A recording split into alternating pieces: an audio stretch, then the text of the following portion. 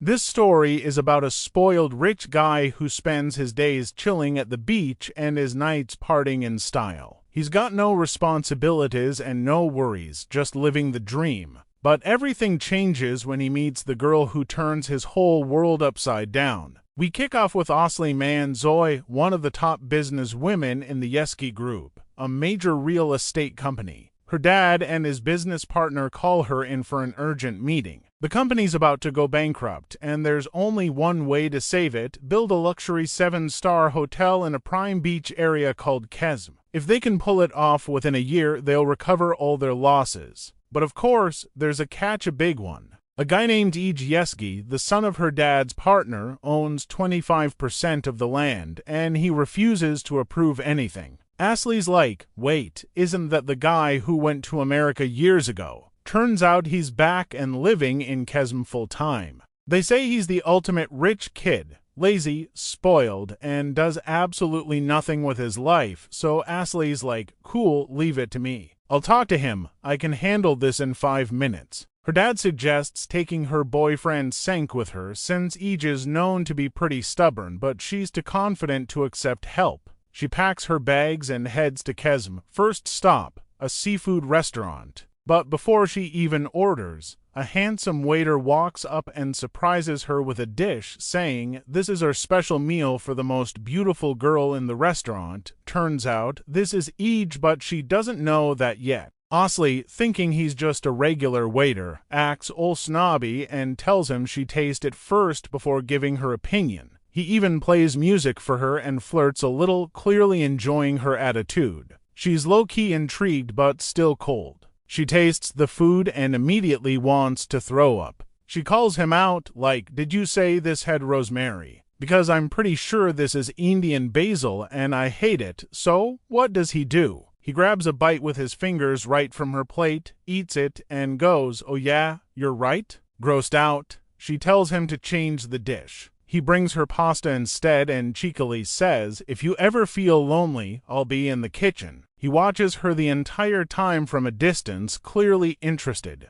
But of course, she's ignoring him, he's just a waiter, right? On her way out, some guy tries to flirt with her and she snaps. She flips into full microbus driver mode and starts shouting at the guy. Ege shows up again with his friend to de-escalate the situation and tells his buddy, yeah, she might look like a princess, but she sounds like a street fighter. Then he adds, actually, I kinda like that mix. He takes her to get a drink to calm down, and classic guy move asks if he's seen her before. She hits him with the classic "ooh, not this" line again. He tries to charm her by saying he sees sadness in her eyes and that someone must have broken her heart. She's like, yeah, I'm not doing this. Take me home. He drives her back, clearly hoping to see her again. The next morning, she gets ready for her actual business meeting with Ege. Her assistant tells her he agreed to meet but wants to do it at the beach. Asli is already fed up with how things are going. She texts her assistant like, "Just send me the location already and spare me the attitude." She drives over and arrives at this stunning piece of land like, seriously, beachfront paradise. But the second she steps out of the car, she's disgusted by the crowd. To many beach girls, too much sun, too much fun, and Asli, she's a businesswoman.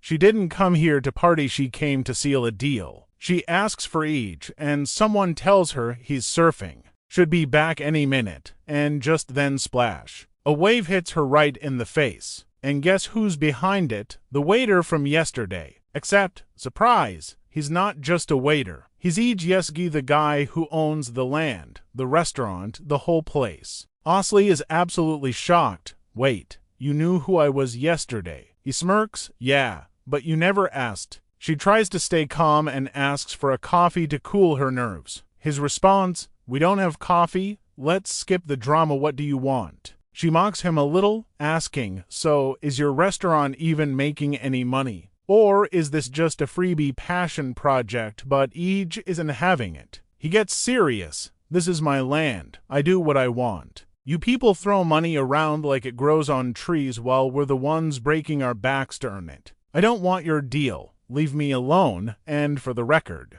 I don't do business with women." Yikes, That one hits, but Osley, realizing she's not getting anywhere with attitude, changes gears. "Why are you being like this? We were friends when we were 5. She tells him the company's about to go bankrupt and they need this hotel to survive. She even showed him the contracts and asks him nicely to sign. Eej doesn't budge. He takes her to the edge of the beach and says, 'This is my world, and there's no way I'm ruining it.' He explains that building a huge hotel here will block the wind, and if there's no wind, there's no surfing. And that is unacceptable to him. Osley tries to sweeten the deal. We'll build a resort, a spa, even a sports center. You could run the whole thing if you want." He laughs, points at her shoes, and kicks her out, literally. She's humiliated and storms off to her hotel room, calling her assistant, dig up anything on this guy. Taxes, unpaid bills, he can't be that clean. She calls her dad and Eej's dad, totally frustrated. This guy cares more about the wind and waves than actual food on the table.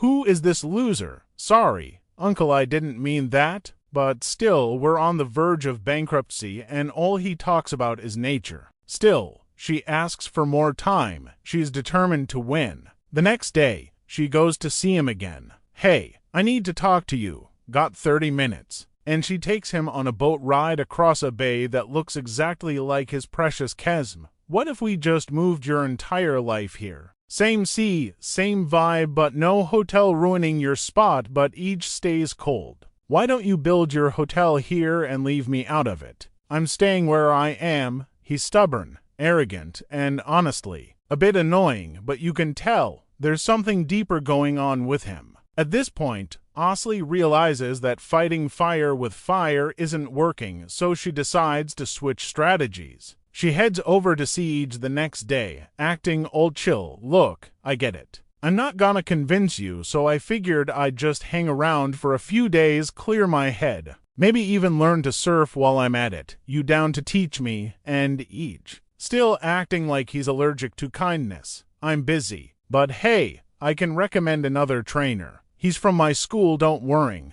Osley is about to lose it. His sarcasm, his rudeness, it's driving her insane. And to make things worse, her assistant calls with some updates. Turns out the guy has nothing on him. No debt, no lawsuits, not even a Wi-Fi bill in arrears. He's so clean it's suspicious. He doesn't even date. What is this man? She's losing her mind. But still, she doesn't give up. She shows up at his restaurant the next day, trying to make peace. She even brings him some of that herb. Sebas, you know, the one he mixed up before. And what does he do? He throws it back in her face. Literally. "You keep showing up, what is it? You into me or something? I'm not interested in broke artists or bossy business women." Then slams the door in her face, but does Osley back off? Not a chance. That same night, she finds him hanging out and confronts him again. "So, are you gonna teach me or what?" He finally gives in. "Be at the beach at 9 a.m. sharp. If you're late, I'm training someone else." The next morning, she's there early, standing on the sand. He chucks a wetsuit at her like it's a challenge. He's cold, distant, and even when he's teaching her to surf, he's clearly setting her up to fail. He wants her to quit, but she's not going anywhere. And while she's busy getting sand in her eyes and waves to the face, Osley discovers something huge. Eej has a business partner named Nimai, which is a major breach of contract because their agreement says neither side can have unregistered partners. If she can prove this, she can kick him out of the board entirely. She gets excited, ready to pounce, but something unexpected happens. Eej grumpy, stubborn Eej starts to warm up to her. He even takes her to meet his friends, and they're totally starstruck. You're the Osley Yashki, the CEO, and that night, they do this little beach tradition where each person throws a stone into the sea after sunset and makes a wish. Osley plays along, she picks up a rock, tosses it, and silently wishes, "Please, just sign the damn contract." Right after that, she gets a call from her assistant. "You were right? Nimai is his partner. We just need a bit more info to build a case." So now Osley has to problems. She's this close to legally taking him down, and she's kinda starting to like him. While snooping around the beach bar, she spots Nimai, Eej's silent partner. That is a breach of their company bylaws. If she can prove it, she can push Eej out, Score 1 for Osley. Ige surprises her. He takes her to his favorite piece of land, lush fields, horses roaming free. The caretaker assumes Osley is his girlfriend. Osley straightens her collar and says, future business partner actually. We run the company after the old folks retire. They sample fresh produce. She tries to eat an artichoke with a knife and fork. Ige teases her and shows her the right way. The caretaker tells Osley that Ige's father took him from his mother when he was little, then sent him to a boarding school abroad. So he grew up without family warmth. Ige notices them whispering and looks self-conscious. Night falls and they have to stay over because the road is closed. There is only one guest room. Ige grabs the bed and leaves her the couch. Next morning the weather is blazing. Ige jokes that Osley will never jump into the sea too worried about her hair. She dives in before he finishes the sentence. He is impressed. Later he drops her off. It is obvious she is falling for him. Just then Sank shows up out of nowhere. He saw her laughing with Ige. You did not want to leave him, he says. Truth is Osley never loved Sank. She was just settling. She warns Ige, if you turn us down we may sue. Nimai is not on the paperwork and you could lose everything. Ige shrugs. I can handle myself, but thanks for the tip. That same evening he invites her to lunch at his place. He cooks. The way he treats her shows he is falling for her. Now Osley has a new dilemma. Should she protect her career or risk it all for love? She confesses she has never lived for anything except work. Probably popped out of the womb straight into a board meeting, she jokes. Then she opens up. Her mother ran away with another man and left her with her father. Since then her dad has been her whole world and business talk was their love language. Being here with Ige feels like the first real life she has ever tasted. At this point, Osley feels like she wants a break from Istanbul. She's thinking about traveling more and finally living for herself. She tells Ige that she's starting to pack and planning to head back soon. You can see it on his face, he doesn't want her to leave. The next morning, her assistant calls. The board meeting starts in an hour. Why aren't you back yet? But Osley's torn. I think I'm in love, she says. I don't know what to do. Should I stay or go? In the end, she chooses him. She pushes all the company drama aside and stays. Later that day, Ige takes her to the grand opening of his friend's art exhibit. And just when things seem perfect, Sank shows up. The guy she was basically guilt dating. He starts blabbering in front of everyone. This is Osley, my girlfriend. She only came here to find dirt on you, and she did. She got into your laptop and used those files against you in the boardroom. Ige is completely blindsided. He storms out. Osley runs after him trying to explain, but he's shattered. I don't want to see you again, he says. Crushed, Osley returns to Istanbul. She's heartbroken, mostly because she knows she hurt him. Time passes, neither of them can focus, they're both stuck thinking about each other. One of Osley's friends finally says, if he means that much to you, why are you still here? Go get him, but Osley knows Ige isn't the type to forgive easily. He's not someone who just lets people back in.